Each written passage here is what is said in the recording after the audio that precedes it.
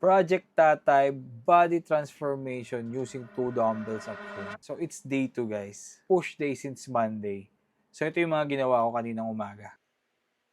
1, 2, 3, 6, 7, 1, 2,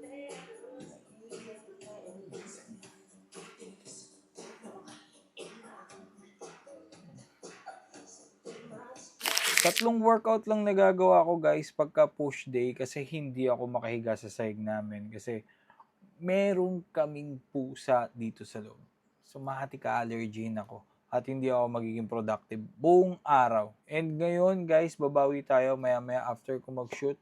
Tatakbo ako kahit mga 1K lang kasi ang dami ko nakain ngayon. Umatin tayo ng birthday yan.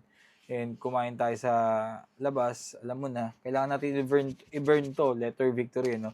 I-burn to. See you sa day 2 kasi ituturo ko kung paano i-set up yung My Fitness Pal. Magta-track naman na tayo ng calories at magiging strict na tayo sa diet natin.